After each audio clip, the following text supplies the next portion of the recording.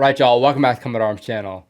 Alright, so today we're going to be doing another sort of movie review slash overview. I'm going to be talking about this movie. It's called Danger Close. So this was a cool one that was recommended to me because a lot of y'all wanted me to check out some videos about the Battle of Long Tan. And I saw some videos, but I saw this movie popping up every now and again. And it seemed like it did the best job of sort of explaining and telling that story. Now, I like to do these sorts of videos with movies that aren't really too popular because I feel like those sometimes do a better job of just keeping it a little bit more real as far as keeping it nice and gritty and not making it too fancy, because if you get those like really big Hollywood production movies, the message might get a little bit muddled. And with something like this, like the Battle of Long Tan, you don't really want something like that. Now, overall, I say this movie, I would say it's pretty good. I would give it probably like a 7.9 out of 10. It does get a little bit Hollywood-ish in a lot of spots, but not so much to where it's like really throwing you off, especially if you have some sort of military experience. There's nothing that really stands out as being like totally egregious as far as that just not making any sort of military sense. I think overall it keeps very accurate to the event itself and like the first-hand accounts of everyone who is involved. So that's pretty awesome when you can sort of see that out of a war movie. So I think that good storytelling combined with like the not super Hollywood-esque production allows you to take the story in a little bit better and sort of understand it and be a little more empathetic, because you're not getting distracted by all the crazy like special effects or action scenes or what have you. Now, I would have liked the character development to be a little bit better because like with this particular battle, there wasn't that many people involved. The movie will sort of talk about some specific people and give some background information, which we'll talk about later on. But yeah, there's not really a whole lot of character development, which kind of sucks because it would have been nice to learn a little bit more of the background as far as where some of these guys came from, what their personalities were like, because there are accounts and whatnot, and you'll sort of see at the end of the movie, if you guys watch it, they do go over like this character is supposed to depict this person, which is really cool. But again, it's nice to get a little more background information. But yeah, this video is going to be a lot of us talking about the movie, why I think some scenes were really well done, why I think some could have been done a little bit better. But overall, again, it is a pretty solid movie. It has a lot of really solid scenes that you don't see in a lot of war movies, or certain war movies just won't focus on certain themes. Like as far as being in the military, you will learn some things and you will experience some things. And I think this movie sort of brings some of that out. And of course, a lot of the bigger production movies will do that as well, but they won't harp on it so much. They'll usually focus a little bit more on the action or like just general storytelling. So I think the themes are important because you can get a better feel of how real it must have felt for these guys and some of the conflict that was happening behind the scenes. Okay, so I'm going to keep the volume pretty low while we're actually going through this initial part. But the introduction is pretty good. So this is like, I don't know, 2 minutes into the actual movie. And again, it's pretty solid because you can see it gives some solid background information about Vietnam, what's going on in Vietnam, and then how Australia and New Zealand pretty much got involved with it. And then it goes further to describe who was actually fighting and who was being sent from Australia and New Zealand, which again is really important because you can really empathize a little bit better. So conscripts and volunteers, average age is 20, so very young. And again, a lot of them haven't seen combat, which is very understandable, especially for their age. And yeah, I guess what was happening previously with Australia and New Zealand. But this is pretty important because, so I joined the military when I was 18, and when I was 20, I was 2 years in the military.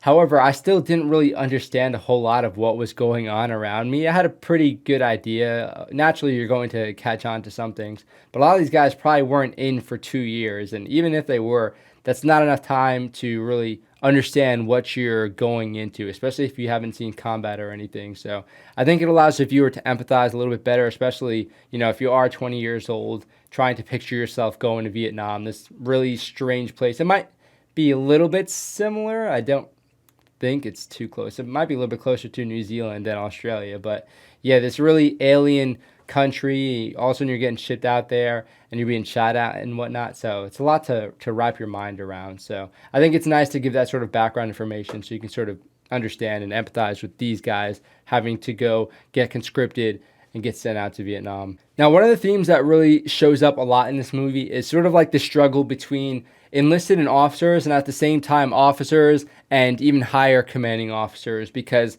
I think like the way the movie is trying to make it seem is the more higher up you go, the more detached people are to what's actually happening on the ground, which is definitely true. It really depends on the commander how true that is and what that'll sort of reflect as far as how they're going to be moving everyone around. But I think this movie, harping on that sort of struggle, is pretty cool because people in the military will definitely understand that, especially the enlisted to officer. You can have someone who is enlisted, they have been serving for like 10 years, and they get an officer that has been in for like 6 months or a year or what have you. And there's like a power balance there. So I think this movie does a pretty good job of showcasing that. And I'll have a few examples so you guys can sort of understand what I'm talking about. Platoon leaders working on the bearings now. Okay, so pretty early on, they start getting hit by indirect fire, which is never a good time. But you can see here, there's definitely a lot of complacency as to how certain people will react to it. Alright. So here we have I'll see the your two.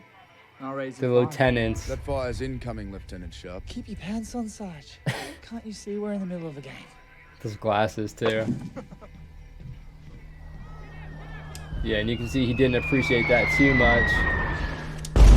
And yeah, once it starts getting more real, you kind of just have to be a little bit more forceful, which is definitely true in the military. We have a bearing of 54 degrees from 11 Platoon HQ on those mortars. Right away, Sarge. Lieutenant, we are under enemy attack. And this could well be a move to take the base. I suggest you order 11 Platoon to stand to. Just give us a minute, Bob. I'm cleaning up here. Good grief. Those glasses really don't help. All of you, get your weapons, man your positions, and stand fucking to. That means you, Lieutenant.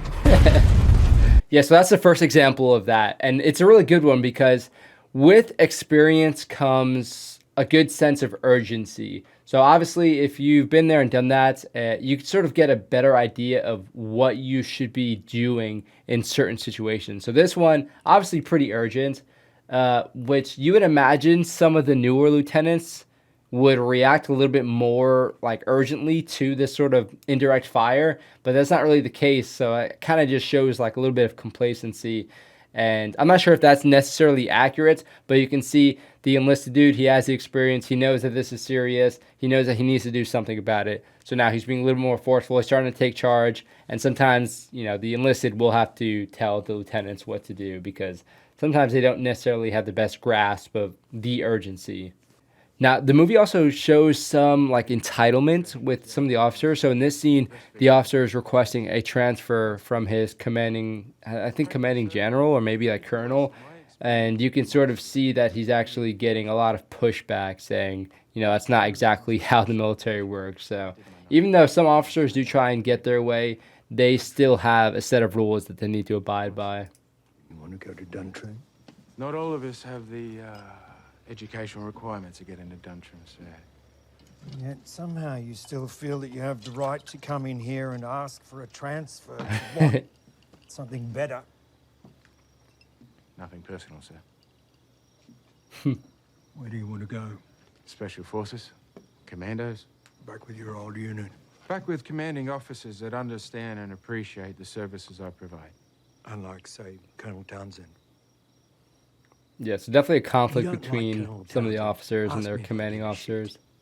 He's your commanding officer, and you will follow his orders just like he follows mine, because that's the way the army works, in case you haven't noticed. Was there anything else, Major? Yeah, and that's pretty much it. Again, sometimes, you know, you're trying to have your way. You're trying to use, you know, whatever power you have in the military, and you know, it's not always enough. So that's definitely something a lot of movies won't actually put, you know, any effort in sort of describing. You will have people that try and use their sort of power, their position, their rank to sort of influence things in the military. And again, sometimes if you have someone who's stern enough, for sure, to sort of see what they're trying to do, they'll be able to see through that and then be like, yeah, that's not how things work. So I know you're trying to use your power and try and influence whatever you can, but at the end of the day, it's still a military, and this is just how things work. So a lot of movies will sort of make officers seem like they're like untouchable or they have like all this awesome power, but some movies like this one shows them get knocked down a pedestal, which is kind of like, it's cool, and it's also very real because that's just how the military works. Now with sort of that like power struggle of like enlisted and officers, the movie does a pretty good job as well of sort of showing how valuable experience actually is. So in this particular scene, you have that lieutenant who was really complacent before, the dude with the glasses. All of a sudden, he's really getting his head in the game. Now, at the same time, although he's really putting in the efforts, he's not necessarily doing it the right way. So in this particular scene, you have the non-commissioned officer, the NCO, the sergeant, who's talking to his lieutenant, who's trying to like adjust the mortar or artillery fire. He's trying to observe the impact so he can adjust it and make it a little bit more effective. But they're pretty heavily pinned down, and the sergeant is basically telling him, if you keep trying to observe those impacts, you're probably going to get shot. So you should probably not do that and just wait. Because, you know, you're trying to do your job for sure, but now is not the best time. Bugger me. These blokes don't take a hint. Stay down! I gotta see where the shells land! You ain't saying anything without a fucking head, now stay down! Yeah, and you can see he reacts to that because he makes a lot of sense. Although he wants to try and use his his officer powers, he knows that he's not as experienced, and he should probably listen to the sergeant. Now, with that, you're also seeing a lot of the characters sort of learn throughout the movie, because he listened to the sergeant previously when they were taking the indirect fire early on in the movie, and now he's taking his advice now because he knows, like, yeah, maybe I should listen to this dude because he has that experience. So it's kind of cool to see that sort of learning process as well. Some character development is happening for sure in this movie, which is kind of cool because, again, that's literally how things are, especially when you haven't been to combat before. When you have that person who's very experienced, you tend to follow whatever they're saying because they just know what works. You have doctrine, but you also have experience, and you have to sort of balance those. Now, you see that character development specifically in one character more than a lot of others. So this is an enlisted soldier, but a little bit more experienced, not necessarily like, sergeant or anything. But in this particular scene, he's with a new private, and they're in like a foxhole, so they're standing guard. Now, you can see, although he's experienced, there is still that complacency that tends to happen. And you'll see that tends to go away a little bit more towards the end of the movie because you can see them actually learning, and they sort of understand the urgency and the realness of what's going on around them. But yeah, in this scene, you can see he's getting a little bit too comfortable. He gets a little bit of that ego in his mind, and you can see that definitely doesn't end up too well. You like cold red, eh? Not really. Hey, what about little Patty? You gotta like little Patty.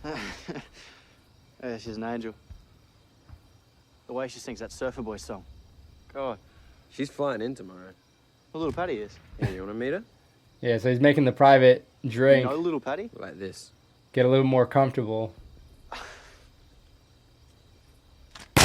But yeah, definitely some complacency there. I mean, the alcohol definitely doesn't help. He's just running. But he's playing it off well. Now, with that complacency, you have a few other scenes that sort of show that. And I think it's a little bit of foreshadowing for what's to happen later on in the movie, where things really start kicking off, things start getting really hectic, because you can see throughout the movie things are getting more and more serious. And I think just adding that sort of complacency, it sort of adds to that realness that these characters are starting to experience when things actually start kicking off. So in this scene, you can see it's just a little bit of foreshadowing to what's going to happen later on. It's ours. What's out there, Mr. Sharp? Maybe a VC platoon. Oh, it's all right. Just your typical shoot and scoot. We're not gonna find anything. With any luck, Lieutenant.